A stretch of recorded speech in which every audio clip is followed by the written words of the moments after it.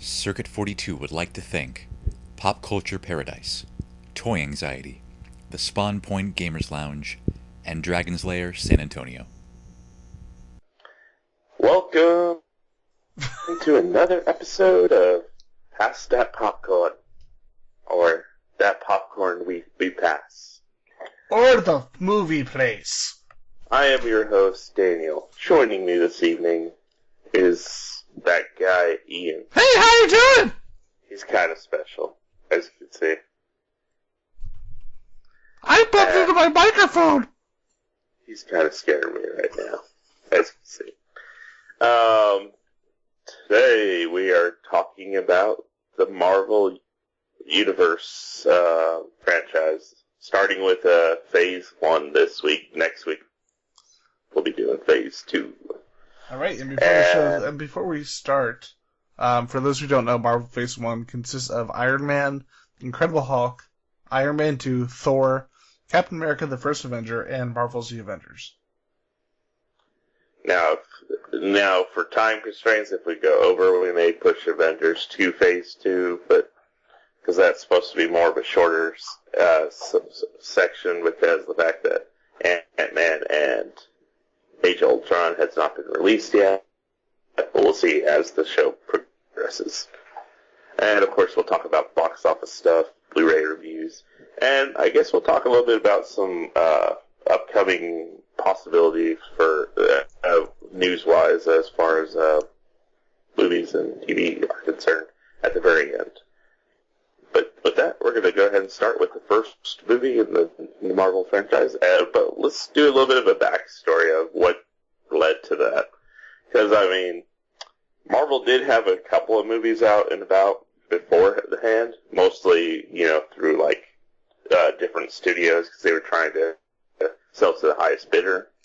But it wasn't until the early 2000s when they started to go and create their own studio, which the first project with that, which, that's up to personal opinion, is a hit or miss, which would be The Incredible Hulk with Edward Norton. Well, no, Iron Man was the first one. Incredible Hulk came after. Oh, I thought Hulk was first. My bad. No, because you had the 2005 Hulk, and then Iron Man and Incredible Hulk came out within a month of each other. Yeah. Alright, so I guess we will be starting with Iron Man, thanks to my co-host, Evil Corrections. Now, here's the thing. I was actually at San Diego Comic-Con the year before this. Mm-hmm. So, it was kind of insane, because they just shown the first clip of Iron Man and the first clip of Incredible Hulk at the same con. This was also the anniversary of Buffy, the return of Futurama, the anniversary of Star Wars, and the anniversary of Blade Runner. So, some of those worked out to the better, some worked out to the worse. Star Wars Episode 1. This was 8 years after that, dude. Oh, my bad. I traveled back in time! I'm special tonight. I mean, today. What time is it? I don't know. What year? God damn it, Michael Bean. But, yeah, with Iron Man, it was the beginning of Marvel Phase 1. It was directed by Jon Favreau, who really, he had only really been known at that point for directing, what was it? Swingers. But most people knew him as a comedian, they didn't know him as a director. Right. And, And with this one, definitely a lot of the hype building up to it really showed that, I mean, there was reservations at first because, Marvel never actually had a successful movie. Because Fantastic Four, both of them were not the greatest. Yeah, but X-Men and X-Men 2 and the Spider movies up to this point were all really good. Well, I'm talking about, as far as strictly Marvel movies, not, something that was licensed to, Fantastic Four was licensed too, dude. They had never had an original studio film before this. Even the original Incredible Hulk? Yeah, that was done by Universal. Oh, okay. Well, again, I'm just not on the ball with this information tonight, y'all. I guess whoever gives me my information will be sacked. And yeah. But anyway, And back by to that, Iron Man. he means himself. Iron Man was a very surprising hit. Marvel announcing that they were doing the studio was definitely a lot of happy faces that came out of that one. And it actually was an overall great film. I mean, it really set up the Iron Man character, specifically, we got a lot of build-up of who Tony Stark was, a little bit of his backstory, and a lot of hitting of things in the background. The weird thing is, though, first off, I'm going to brag a little bit. I got to see Robert Downey Jr. and Jon Favreau at Comic-Con the year before.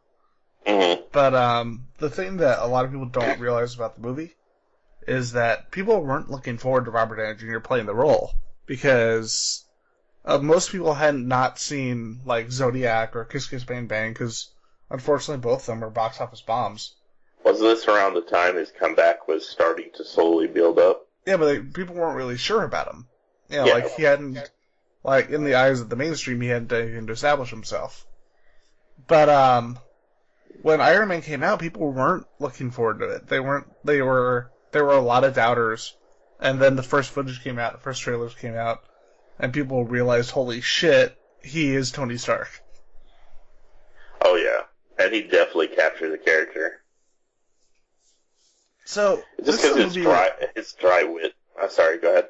Well, I was just gonna say this is a movie that pretty much everybody agrees universally that it's just a great fucking movie, and it was kind of the beginning of the second coming. Yeah, I just said that of Marvel and comic book movies. He said coming. Wow. But moving on. But yeah, it definitely showed that Marvel definitely could be a juggernaut when it comes to movies, and if Iron Man was definitely setting the initial bar, it kind of disappoints when you move from the Iron Man to the next movie, which... This is a movie that... I have a very controversial opinion on the Hulk movies. Sorry about that. I think the Eric Bana one was better, because it actually focused on the characters, and it took a lot of elements from the Peter David comics. This movie was just more of a straightforward action film, and I think part of the problem was getting Louis Leterrier, who would go on to direct the Clash of the Titans remakes, to direct the movie. Those movies were horrible. Yeah, but... Liam Neeson, though. Yeah, but Liam Neeson cannot save everything.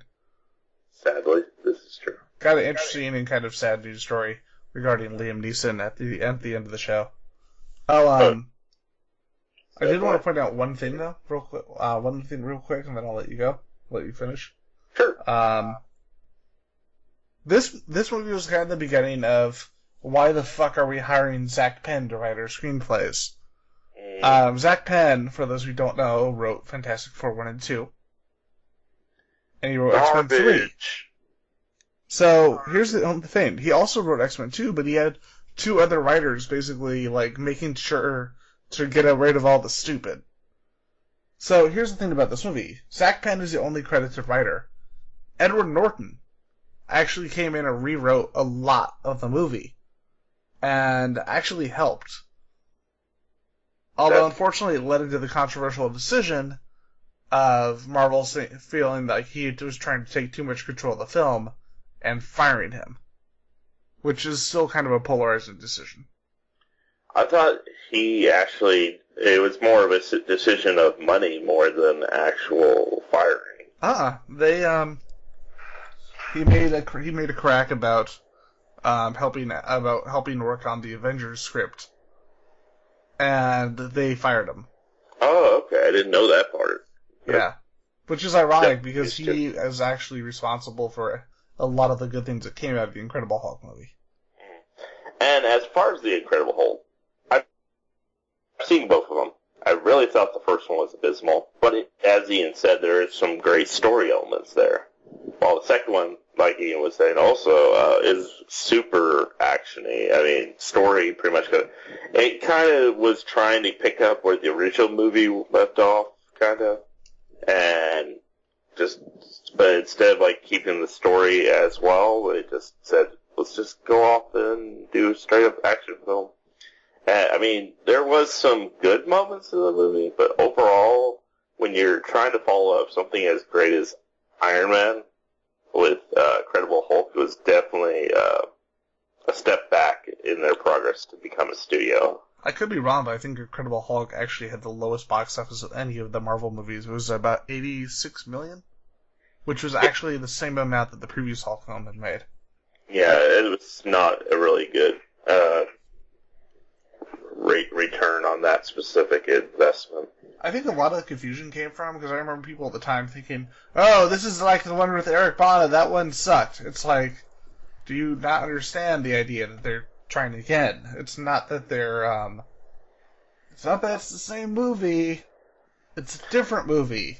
It's kind of a quasi-sequel, though, because it does pick up where the last one kind of left off. Oh, I was wrong, by the way. It made 134 million, but it's still...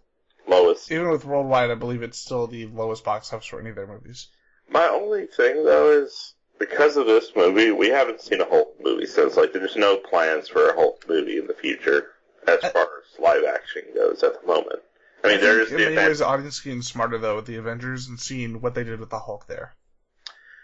Maybe down the road they may try to retouch Hulk, but after the first two bombs, I think they're more reserved on trying to do another Hulk film. Well, didn't they announce they're doing the World War Hulk movie? Are they? I believe so. To the book depository. To the book depository. Book depository. Depository. Book depository will be a good bet. Oh god, they could be anywhere! Yeah, it looks like, I'll check it right now, but yeah, it looks like they're making a World War Hulk movie. Oh, okay. Well, a World War Hulk movie, I'd be behind all the way if that's the case. Is it live action or animated? Doesn't say. It looks like it's gonna be live action. It may just be a rumor. I don't know just yet, but hopefully it happens. Because that would be amazing. Alright. And next up was the sequel to the original. Before we hit Iron Man 2, something very significant happened between Iron Man Incredible Hulk and Iron Man 2. Have you ever heard of a person named Kevin Feige? No, actually. He is the current producer of the Marvel films. Uh-huh. With Iron Man 1 and Incredible Hulk, there was a very infamous person working on these movies who had been working on Marvel since the early 90s, named Avi Arad. Mm-hmm. Avi Arad's a piece of shit. This is the guy, okay. I know it's not a one of the Cinematic Universe movies, but on the Daredevil commentary with the director's cut, and for those who haven't seen the director's cut, it's a massively improved movie over the original version, to the point where it's actually one of my favorites. Wow, that says a lot. I put a half an hour back in the movie. And it's a really awkward commentary with the director and Avi Arad. And he keeps saying, oh, I think it worked well in the theatrical version because we cut this part out. Or I think it flowed better. And every single time the directors looked at him, yeah, you're wrong, actually. No, cutting this scene was a terrible idea. And he's basically a whole commentary of the director calling out Avi Arad to his face. I'd like to applaud that director. Yep. It's like, I'm sorry, I just took my giant balls and put them on the table. Unfortunately, I would go on to direct Ghost Rider. I don't know what happened. Yep.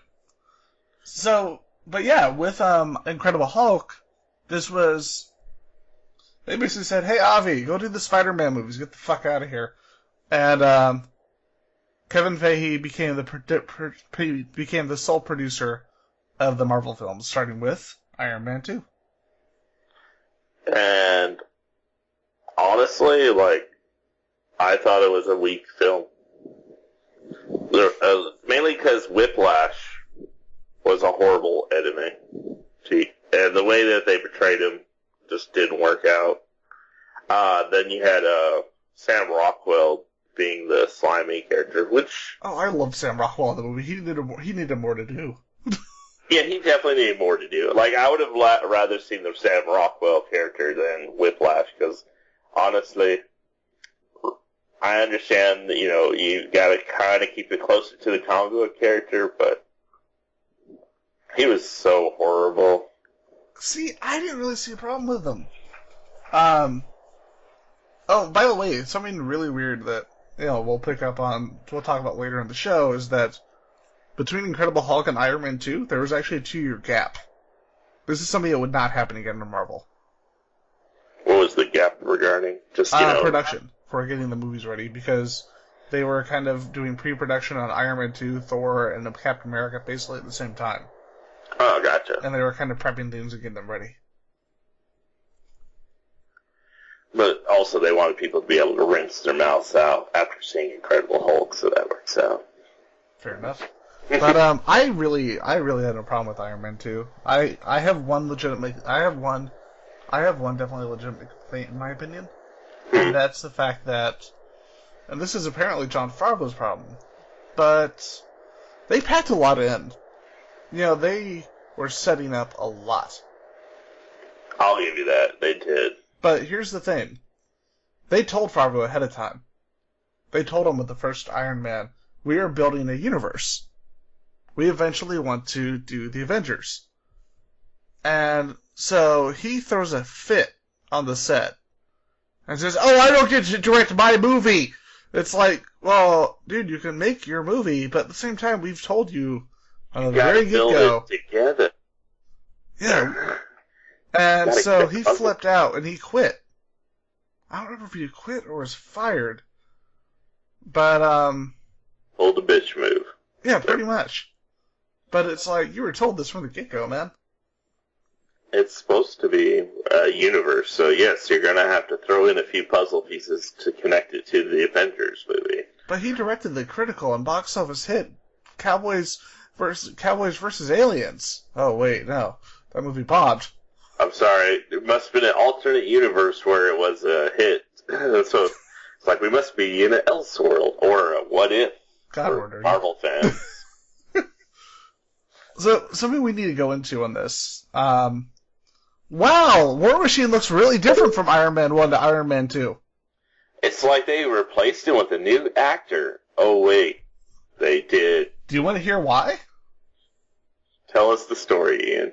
So, Terrence Howard apparently got paid more than anyone else on that movie.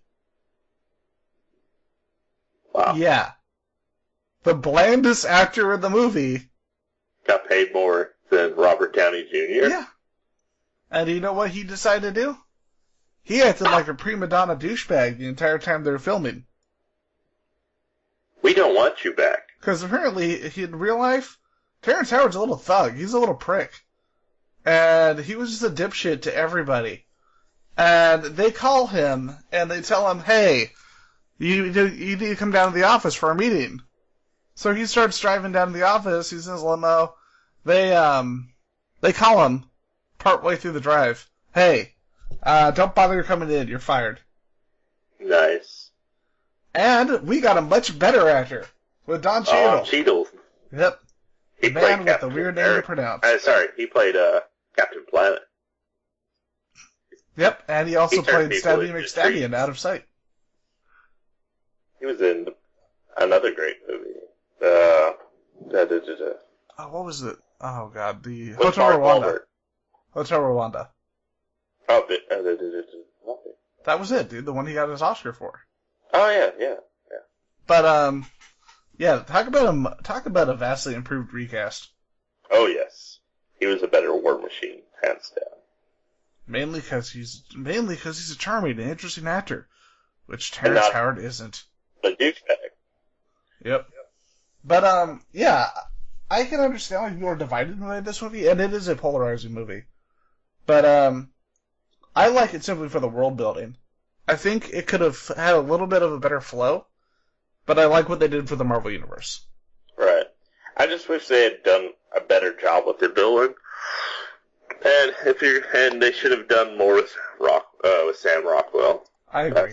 I kind of like the villain, but I think Rockwell should have gotten more to do. Yeah. It's Although, like, hey, I'm like an amazing actor. I've done so many great things. Let me just push you into the corner, Sam Rockwell. although I've got to say, the scenes where him and where who's Mickey Mickey Rourke, the scenes where they interacted were fucking awesome. Hold on. Take a quick break. I need to see what my dog's going crazy about. Womp womp.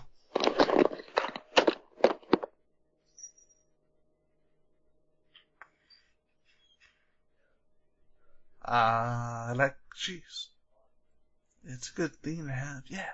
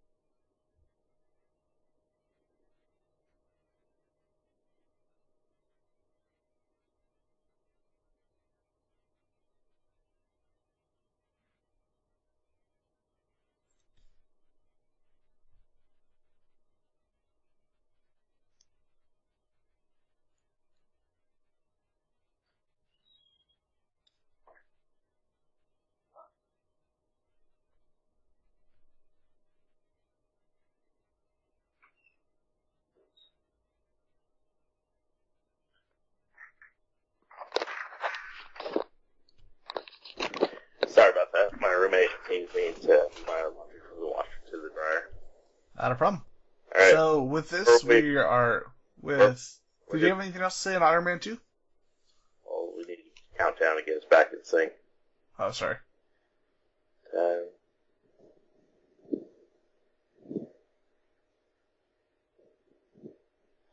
Yeah, other than that, as far as Iron Man 2, that's pretty much what we both had to say, unless you had something else you wanted to add, Ian. Not really in that particular one, although, even though they had done post-credit scenes before... Oh yeah, that's another thing we need to touch on, the whole idea of the post-credit scene. Oh, yes, definitely. Every movie that came out from Marvel, usually after the credits, there's some kind of build-up to the next movie or some event that's going to happen down the line. Sometimes it's not the next movie, sometimes it's 2 movies, 3 movies down, but it always references some big cataclysmic event that may happen or some reveal that wasn't expected type thing. And they're really good. Like, I've never been disappointed. Mine is Shawarma. Shawarma was kind of okay. I like the ones that are kind of hidden away, like the whole, like the Captain America shield that's actually visible in the background of the first movie. Oh, yes, yes. Or then you had what would have been the alternate opening for Captain America, where you can actually see Captain America frozen in ice during the alternate opening of the movie. That would be cool. No, that's actually in the if you watch the deleted scenes in the Incredible Hulk, that's actually there in the opening. Oh, nice. Yep. But it was with with the first two movies you had Samuel Jackson come in and say, "Oh, you're part of the Avengers initiative." But Iron Man 2 is where it started to get interesting, because you saw in the post-credit scene, you see the discovery of Thor's hammer. Right. And that's where we started to realize what was really. For me, that was interesting, because it wasn't just, hey, join the Avengers. And this is probably where we're going to have a little bit of a different opinion on the next movie.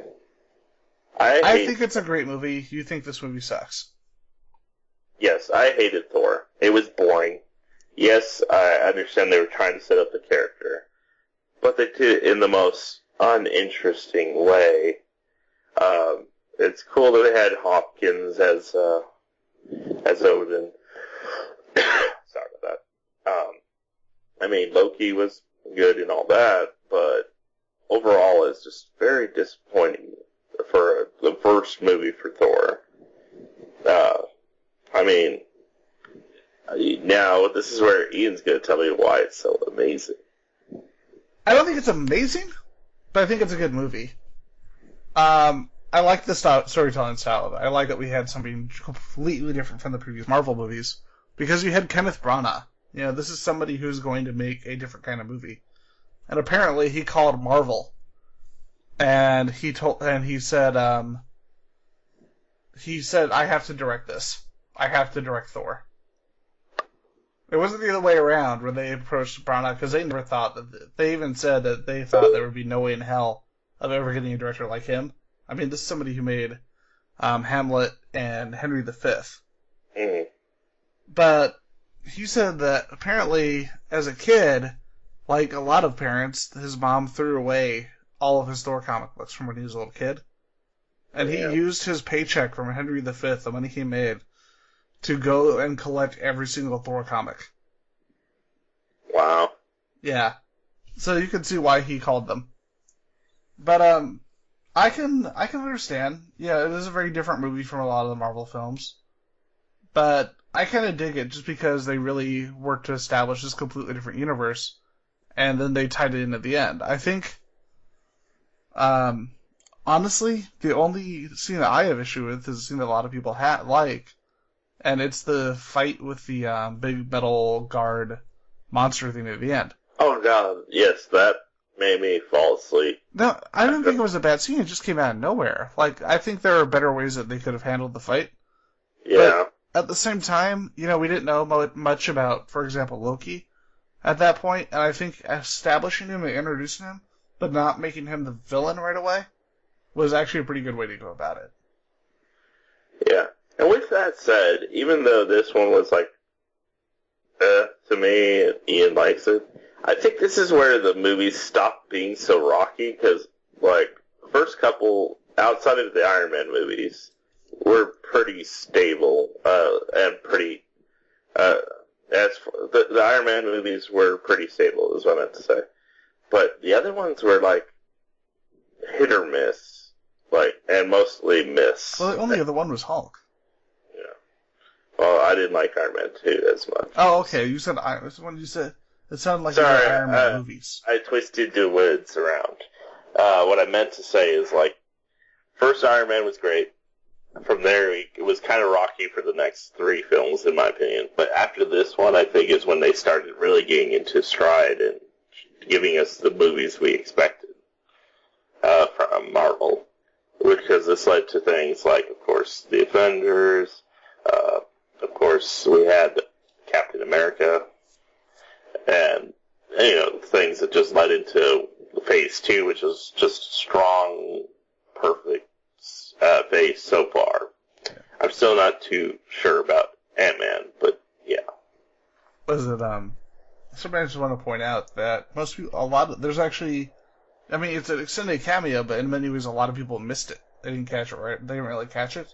And that was Hawkeye's cameo with Jeremy Renner in Thor. Oh, yeah, I saw him.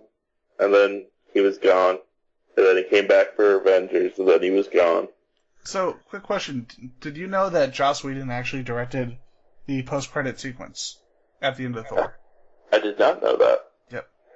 And that was the beginning of his involvement in the movies that would lead on to Captain America. And another script by Zach Penn, where they basically told him to fuck off. Yes. Captain America is fucking awesome. I mean, we do have a friend that hates anything Joss Whedon.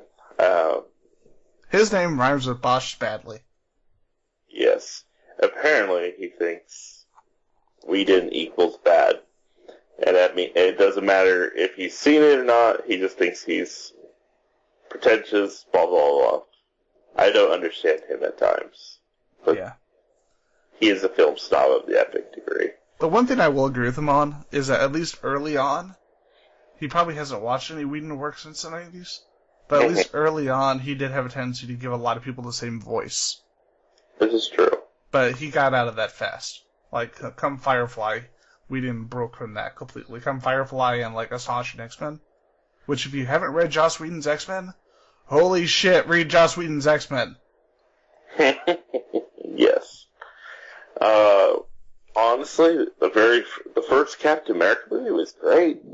I know. It was just, like... I mean, and you would never think that it would be topped by the sequel, but my god, it's a great movie still. But hiring Joe Johnston, the director of The Rocketeer, to direct Captain America was fucking genius. Oh yes, definitely. Captain America First Avenger is when I really was sold on the Marvel movies franchise. Iron Man kind of solidified it a little bit, but I was pretty much sold after Captain America.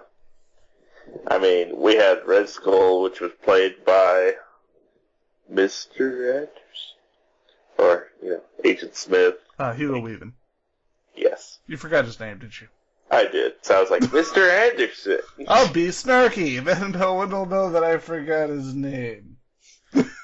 Quiet you. But yes, we had a great actor in the part of Red Skull. Having the same actor who played Johnny Storm in Fantastic Four was interesting. And it felt like a totally different actor. Like, his performance was so different. Yeah, because, honestly, let's be honest, Fantastic Four, he was not the greatest. But he was good at it. He was really fucking good at it, though. That's the funny thing. Yeah, the movie itself was horrible. He was one of the better parts of it. So, bringing that guy over, casting him in Captain America, he not only fit the role, but he, went leaps and miles with that role. I have a feeling that Chris Evans might be a bit of a comic book fan. Because he was in the Fantastic Four movies, he was in The Losers, he was in Scott Pilgrim, and he played Captain America. Mm-hmm. I'm thinking just a bit. Just a bit. Maybe just a bit. Or at least a casual fan. Yeah, but the fact that, he did such a variety of comic book movies, it's kind of cool knowing that was it the second Evil X? It was Captain America. That's just such a weird idea in your head. You know what I mean? Hmm. But, I love the shit out of this movie.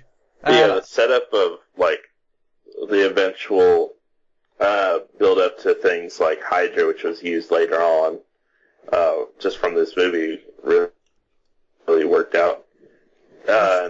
Sorry. No, go ahead.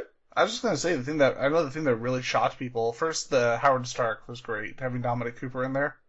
Oh, yes, the younger, and he did great in the recent Agent Carter show. I still need to watch that. Oh my god, I don't care what people think about Agents of S.H.I.E.L.D. It's an okay show. I still watch it. It's got its moments. That show has gotten better and better and better. It's getting stronger and stronger. Agent Carter blows that show away. That's what I've been told.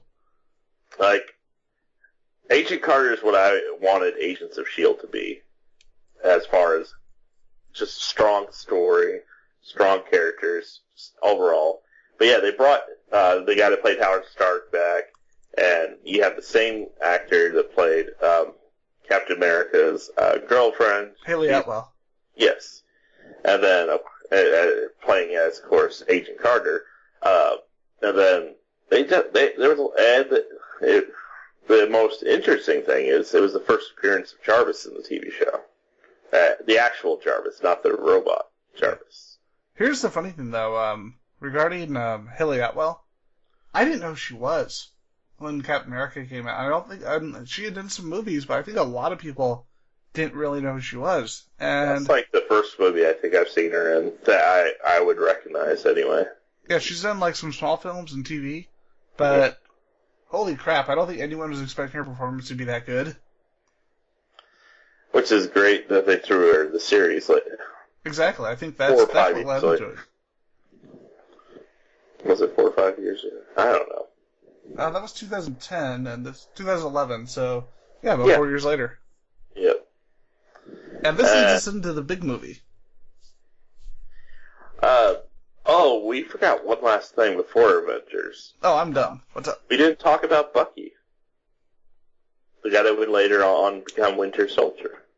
Yeah, he was really good in this, but it wasn't until Winter Soldier that you really saw just what he could do. But yeah. And there was also some good actors in his squad. The squad of soldiers that Captain America had. Oh yeah, like Neil McDonough as Dum Dum Dugan. Yes. I love the shit out of that actor. And everyone's like, oh, he was in Basin. It's like, you realize Neil McDonough's done a lot of other movies. A lot of other movies. A lot of good movies. Yeah, like, I totally forgot that he was on Minority Report and Flags of Our Fathers. And it's like, yeah, he's been in movies that aren't the Street Fighter movie. And then Tommy Lee Jones was there. Oh, yeah. And that was when they started bringing in a lot of... That's when that was the beginning of them bringing in some really strong veteran actors in the Marvel movies. Because Tommy Lee Jones was one of the bigger, I think, generals? Or was he... Yeah, I think he was one of the generals. I don't think anybody expected him to be in there, you know? He did a good job, surprisingly. I mean, he had a small role. Like, he didn't last more than maybe 30 minutes of the movie, but he definitely brought a lot to the movie. What was it? What was the line? The what's the Hydra line where they say "cut off our heads and 2 more will grow"? Oh it's like cut off one of our heads and another 2 will grow, and he's like, "All right, let's go find the other 2. Let's find 2 more." That's the best line. I was actually wrong on one thing on that movie. Oh, what's that? While there was a rewrite, it was not a Zach Penn script. They brought in another writer, but it wasn't Joss Whedon. For some reason, I thought he had worked on the rewrite. Gotcha. And then the big one. The one that Avengers. Our friend with the pseudonym. Bosch Badley. Or pseudonym, if you want to be technical. Brought up as one of the worst movies from that he'd never seen. That he'd never seen.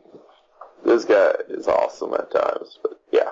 Anyway, next we're going to talk about The Avengers. This movie's fucking amazing. Now, honestly, I had more respect for Thor in this movie than I did in the first one. The Hulk replacement was actually not bad. Oh yeah, Mark Ruffalo. Mark Ruffalo is a far. I like Edward Norton. Mark Ruffalo is a better actor, in my opinion.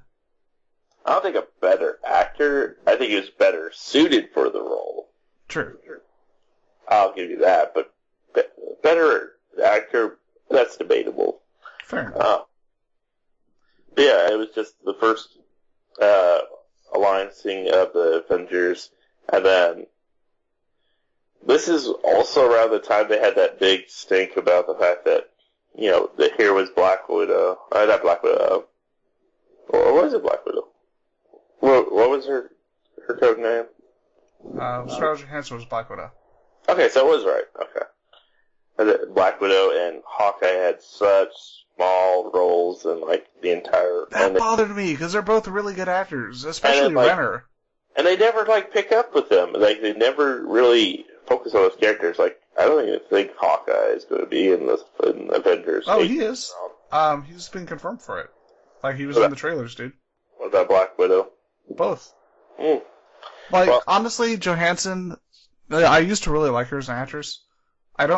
Not as huge fan of her anymore, although there was a sci-fi movie, not Lucy, but another sci-fi movie she did in the same year that actually reaffirmed the fact that she is a good actress. She just kind of gets thrown into the same role. Yeah. But Renner, I really want him to get a bigger role, because he's blown up as an actor. It's insane. I saw a joke the other day, like, it was like, with Black Widow, it was like, hey, we're both female protagonists in a big, gathering movie. I'm like, yeah, but I'm the one that's getting her own movie. And Black Widow just looks down like, aww. Ouch. Because Wonder Woman's getting one and she's not. That's a joke. Yeah, she just needs to hit the gym a little bit more. Yeah. I don't know. From what I've seen... I know. I'm just being a dick. Yeah, I think the fans need to just chill the fuck out. Yeah, it's getting a little silly. And the Aquaman looks awesome. Oh yeah, fucking Momoa. But let's back to Avengers. Yeah. This is the movie that Michael Bay has wished he could make for over almost 20 years. Yeah, definitely. A very well-made, big explosion type movie. But this one of those movies I could watch over and over again. Oh yes, it's great. The funny thing is, like, I know you had some criticisms about this movie before. Like, you just said, "Oh, it's just an action movie." Okay, my criticism from before is more on the lines of, yes, it was a good movie. Don't get me wrong, but yes, it is a driven action film. It lacks story over action. It kind of had a lot of the problems the Incredible Hulk did, but I guess it was executed better.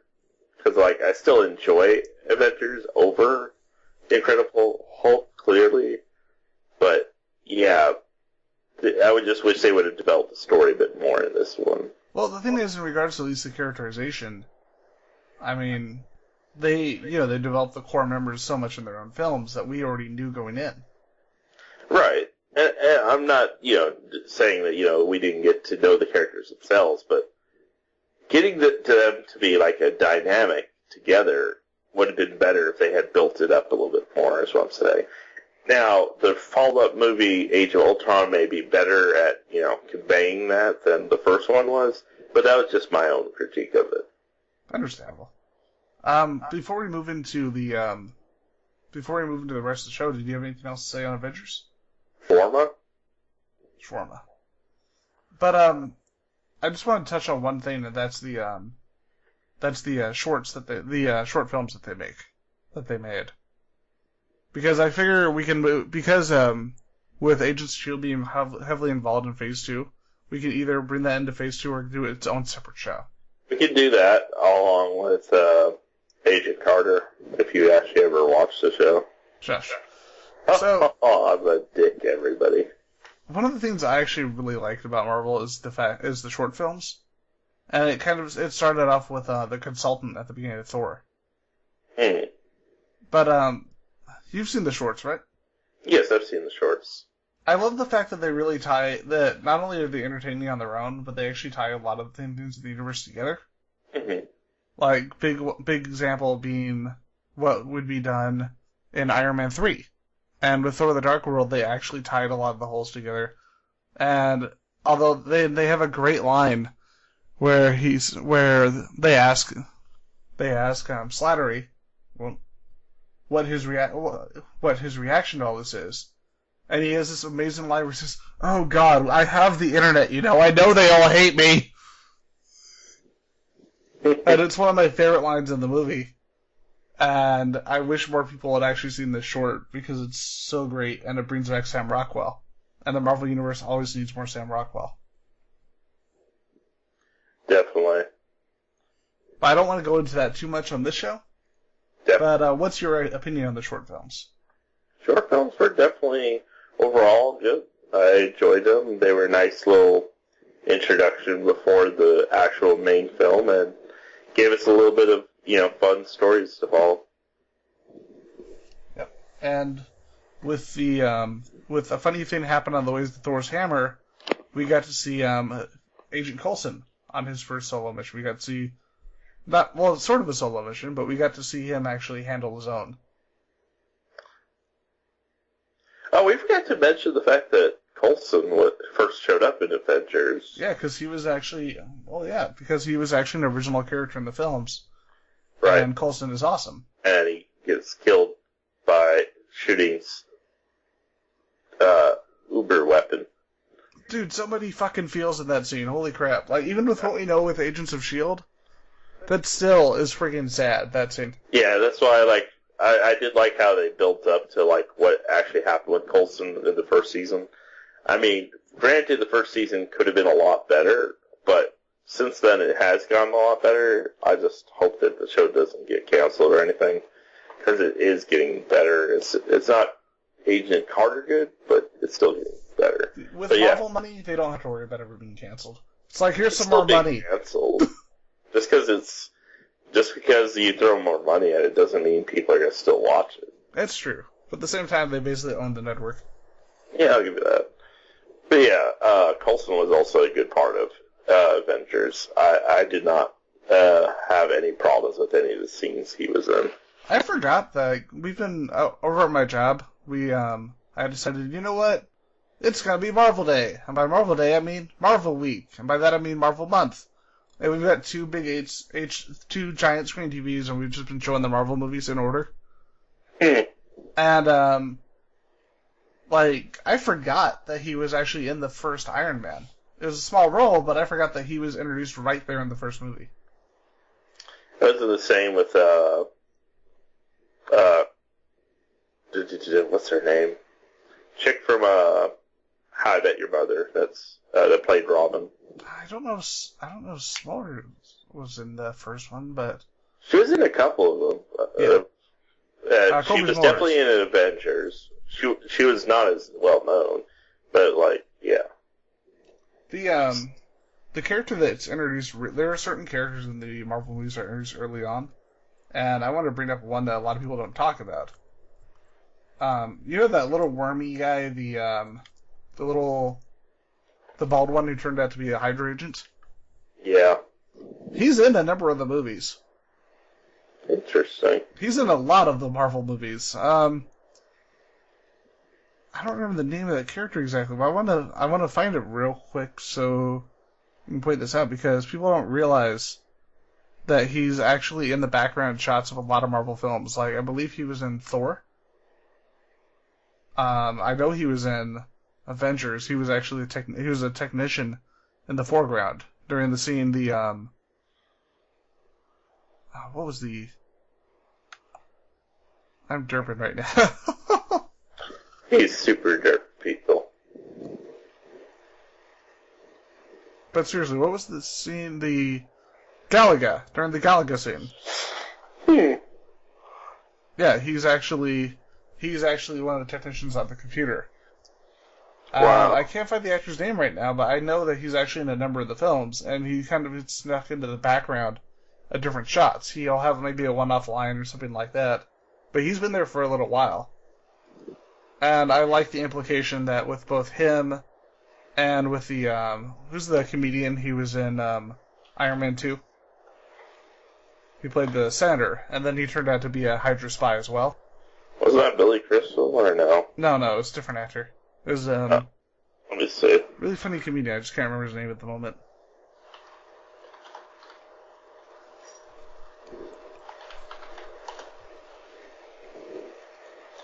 I'm trying to find it. Yeah, I'm trying to find out the... Sorry, folks. We're going off to the book depository again.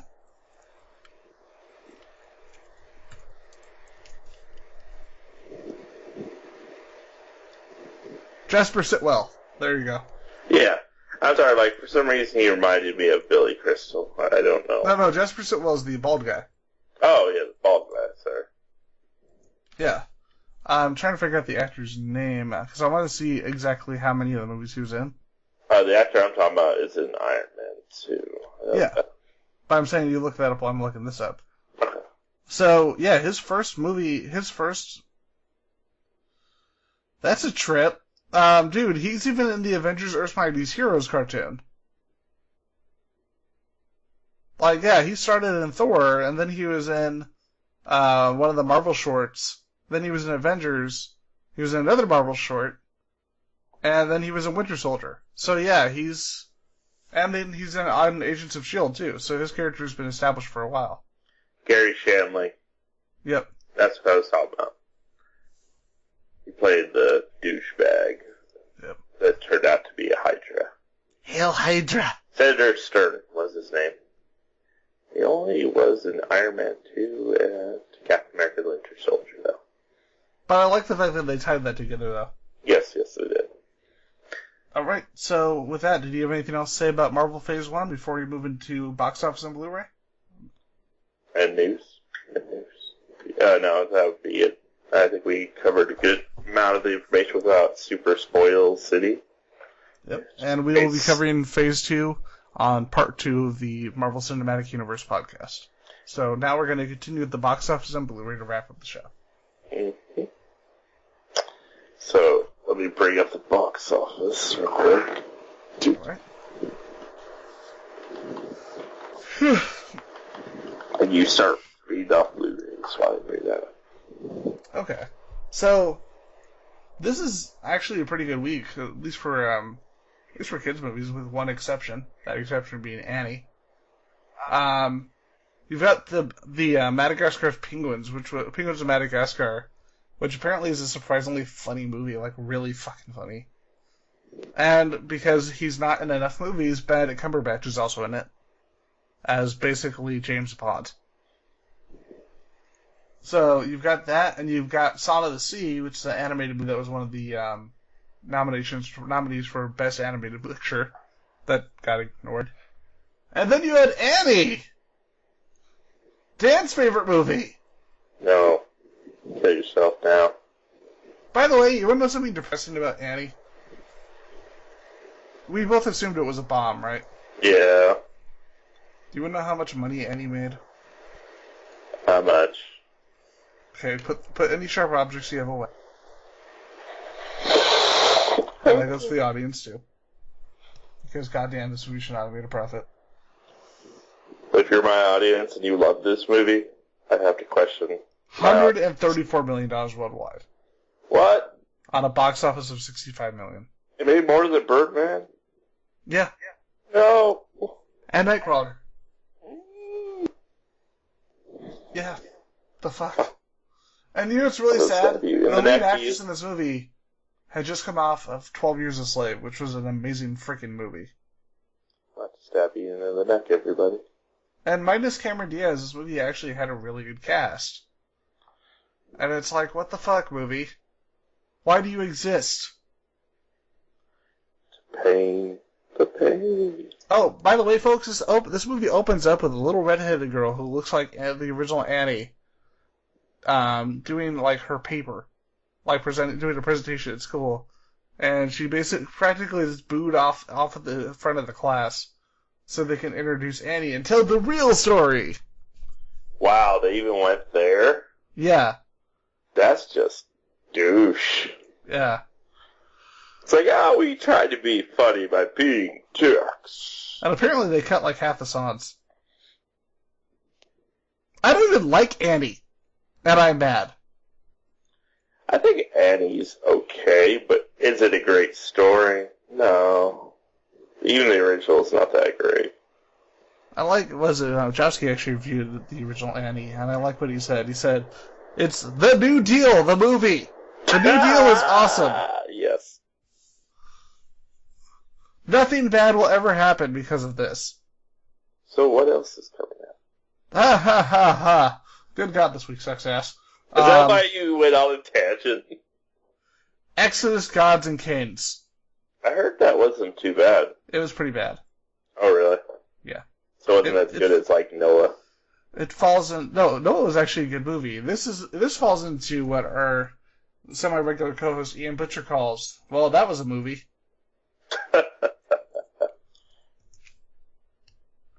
Yeah, this movie had so much money on such a fucking bomb. And not just box office, but critical as well. And then you have Halo Nightfall coming out, which is actually produced by Ridley Scott. And here's the thing: I got to watch the Halo Forward Until Dawn, that was produced by Bungie in studio. It was actually a good show. I'm not even a big Halo guy. It reminded me a lot of the modern Battlestar Galactica. So I'm gonna give this a shot because when they made their own movie, the limited budget was actually really good. And now seeing a follow-up produced by Ridley Scott, I'm actually kind of excited to see that. And then we have a movie that should have done better. It was a kind of a mockumentary by Chris Rock called Top 5. And it was a movie dealing with kind of different comedians in the stand-up scene and what happens. And it was a really good movie. It was probably the only time in years we've gotten a good performance out of Adam Sandler. Critically acclaimed movie. Bombed. And now I haven't seen the show Turn, Washington Spies, but I heard it was really good. Have you seen it? I watched it. It's a good show. The first season's gonna be hidden on Blu-ray. That's awesome. The lady from Shanghai will be coming out, and we are getting 2 Criterion releases on Blu-ray. With the Soft Skin and Ride the Pink Horse. Cool deal. Basically, to wrap it up, you've got Arrow is going to be releasing Mark of the Devil. And if you know Arrow Video, you know how awesome they are. Yes. The Wild One with Marlon Brando will be coming out on Blu-ray. Nice. My Girl is coming out on Blu-ray, so you can cry because bees. My Girl.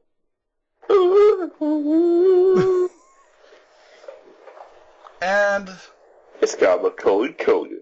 A movie I haven't heard of, but it's a suspense action movie with Ewan McGregor called Son of a Gun. I kind of have to watch that movie. Oh, one last one. Do you want to see 2 pretty promising action actors throw their careers away in one movie? Sure, why not? Vice with Thomas Jane and Bruce Willis. Wow, is it really that bad? Yeah. Once again, it's a direct-to-video movie with Thomas Jane and Bruce Willis that falls into the that's a movie genre. Hey, Bruce Willis gave up. We know this. I know. It makes me sad. Although, credit to him, what was the one by Wes Anderson? The one with him and Edward Norton. I can't remember the Moonrise something. I can't remember the name of the movie right now. Moonrise Kingdom? Moonrise Kingdom. Yeah. Bruce, have you seen that? Yes. Yeah, Bruce Willis was actually really fucking good in that movie. So is Edward Norton? Huh? Edward Norton? Oh yeah, both of them. But Willis surprised me because he had seemed to fall into like this acting slump, and he was actually really damn good in that. I don't think he's fallen into the acting slump. He's fallen into I don't give a shit slump. True. I mean, we know Kevin Smith's horror story. That was depressing. I guess let's go into happier territory with the box office. Maybe. Yay! Ian will be, and everybody else will be happy to know, 50 Shades of Grey is no longer in the top 10. It has hit number 11. It was 6 last week. It dropped all the way to 11. Alright. I wish I had done that after the first week. I would have been happy. I don't even know what the Duff is, but apparently that's number 10. The Duff is a kids' movie from Disney that's actually getting good reviews. Well, it's also a movie. It's like a live-action Disney movie that's actually getting pretty solid reviews. But it was one of those, kind of like Paddington. Like, it's not great reviews, but it has 64. Which for a live-action teen Disney flick is not bad. Nice. That's cool. Alright. Next is American Sniper, still in the top 10. Yep. At number 9. I need to see that. I've heard it was really good. I'm surprised you haven't seen it yet. I know. There's some controversy around it, but good movie. I have yet to see anything about McFarlane USA. That's another Disney film. That one's actually really good. Like this is I wish I'd done better because apparently this would have been Kevin Costner's real legitimate comeback movie. He's tried comebacks and then he had failbacks. No, but this one got like huge critical acclaim, and he got a lot of praise for his performance in the movie. Yeah, it was number 7 last week. It's now number 8. Yeah. It got beat out by SpongeBob. I know it's got a 79 on Rotten Tomatoes right now. SpongeBob movie, Sponge Out of Waters, number 7 from number Apparently 5. it's good. I'm not going to see it. I don't like SpongeBob. Moving on. Number 6, the second best exotic Marigold Hotel. I thought the first one was boring. I heard this is a mediocre sequel to a movie I didn't even know existed. I watched the first one on TV, and honestly, it's got some good performances, but it's not my kind of movie. Yeah, it dropped from 3 to 6 this week. Chappie, which is really sad, has dropped from number 1 to number 5. Well, at least according to my Facebook, that movie is extremely polarizing. Like half my friends are saying this is the greatest movie in the world, and half of them are saying they hate it. But I still want to watch it before I give an opinion. Yeah, I'm at that point where initially I was like, because of the reviews, but no, I feel I'll go see it because most of the fans, user feedbacks is, like Ian said, back and forth. Yeah. But yeah, I've been looking forward to Chappie, so yeah. Number 4 is Focus. Which one? Focus. Okay, I haven't heard of that movie.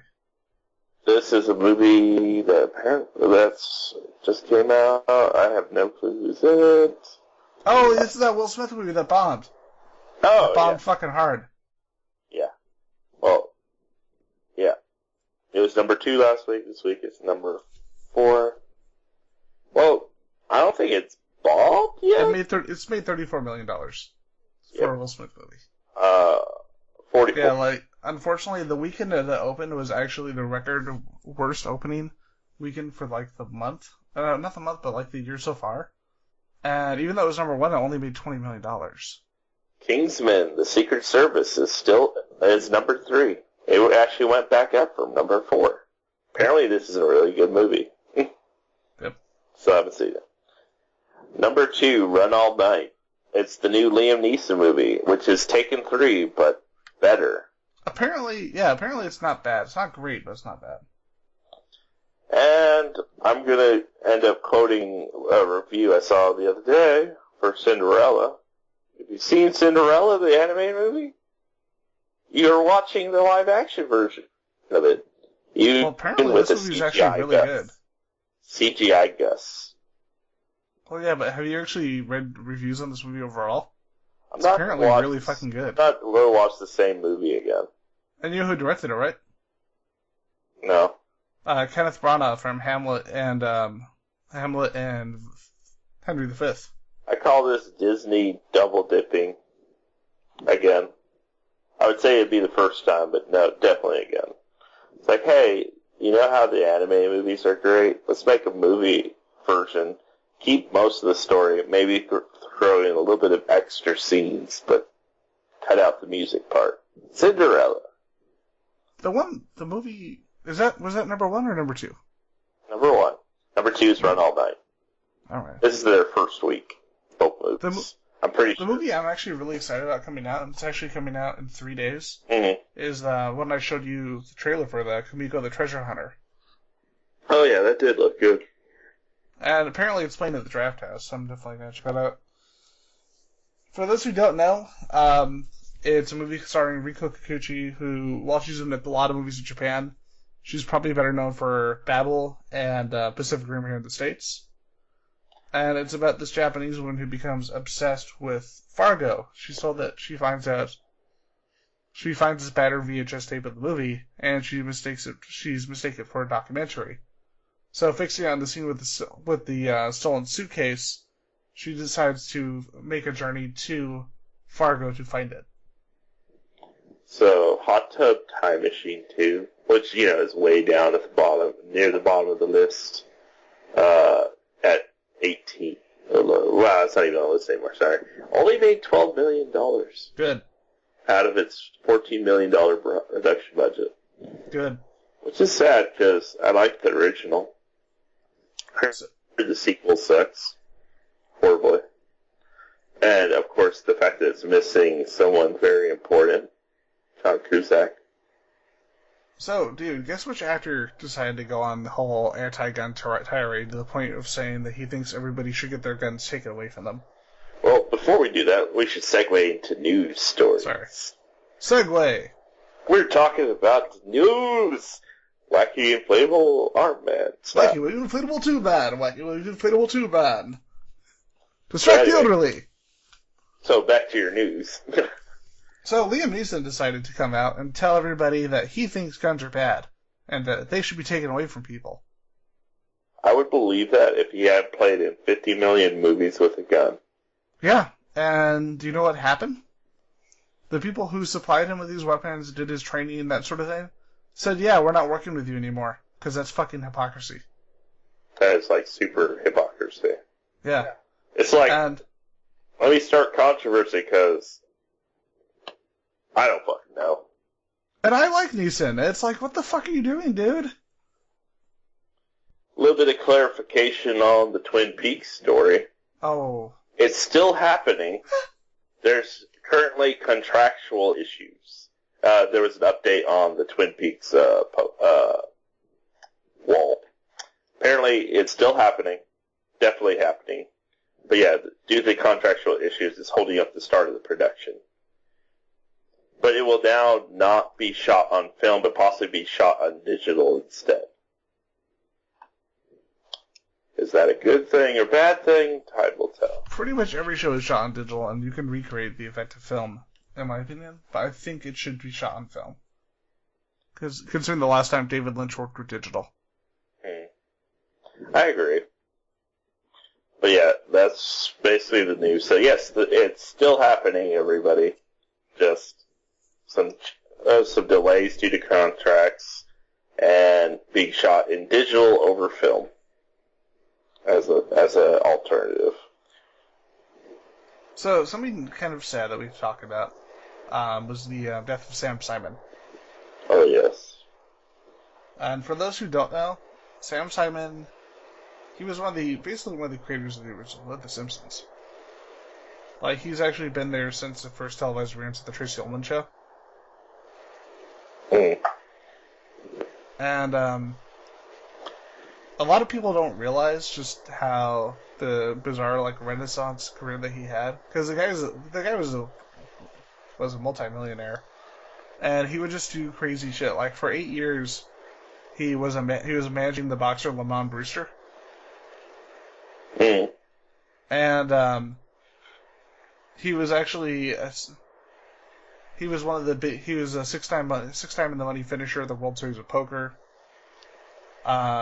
He created a show called Sam's Game for the Playboy Channel, and he just did so much different stuff. And on top of this, he actually studied. He studied psychology at Stanford and landed his first job as a cartoonist for the San Francisco Chronicle. So the funny thing is, everyone always associates The Simpsons with Matt Groening. But they don't realize just how much he did, All the really awesome episodes of the early seasons were because of Sam Simon. Yeah. Like the stick in space.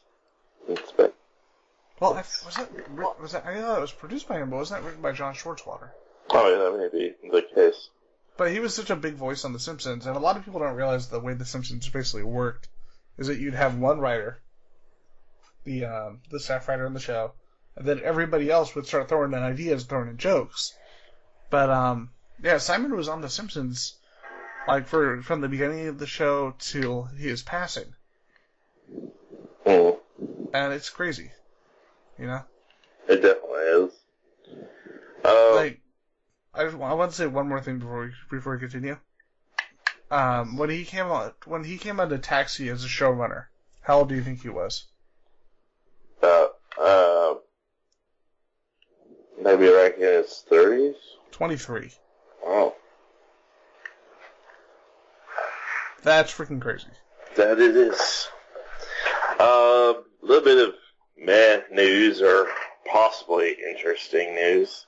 Apparently they have revealed some of the jokes to be used in the Justin Bieber roast. Because apparently you can get roasted for even being mediocre nowadays. Yeah, but to see a bunch of people insult Justin Bieber for about an hour and a half. Yeah. Apparently. It'll be easy. It'll be really easy. There's so much material. One of the initial jokes is, tonight we're going to do what parents and the legal system should have done a long time. Give the boy an ass whooping he deserves. Kevin Hart said that. But isn't he about the same... Isn't he... I don't know. There's something about someone who's shorter than a kid kicking the kid's ass. Someone said, Kevin Hart, sorry. someone said, I always encourage people to stay classy. What's more classy than hanging out with Floyd Mayweather? Ron Burgundy. Nice. Bieber has 10 million fans. Most are in middle schools or standing at least 500 feet away from one. Kevin Hart. Let's see here. And then Justin's fans are called believers because it's politically incorrect to use the word retards. That was said by Natasha Leggero. Wow. I'm not a big fan of that one. Yeah. Justin, I don't like your music. I think it's bad, man. I hate your music. I hate your music more than Bill Cosby hates my comedy. Hannibal Buress. I'm surprised they made a Bill Cosby joke. Yeah, considering the controversy with was it Eddie Murphy on SNL? Yeah. Although credit to Eddie Murphy on that was actually pretty classy, saying, yeah, we're not going to do that. Right. But yeah, apparently they did the Bieber roast. That's going to be interesting, I guess. But, yeah, that's my news stories. Do you know Kevin Hart is only 5'4"? I knew he was short, but I didn't know he was 5 inches shorter than Justin Bieber. He's like an entire foot shorter than me. I know he's like a little person. Just put him in a. I'd be like, hi, Kevin Hart. Oh, let me bend over so I could actually see your face. Poor Kevin Hart. Like, yeah, it's funny to say what you will about his movies, but his stand-up is really fucking funny. His stand-up's good. Movies are abysmal. Although, there was one he did. It was actually a remake of a David Mamet play, and Mamet actually wrote both of them. I can't remember what it was, and it was a good movie, and it bombed. And it's like, what the fuck? Kevin Hart's made terrible movies, and they've made money. He makes a good movie, and no one watches it.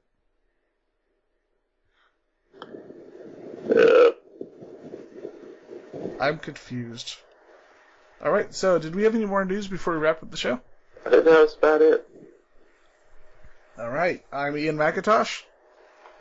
I'm Daniel Williams. And this has been another episode of Pass the Popcorn. And remember, go like us on Facebook. That's facebook.com/circuit42. And go subscribe to us on YouTube. Also, give us free money and candy.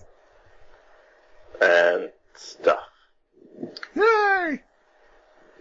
Alright, we out of here.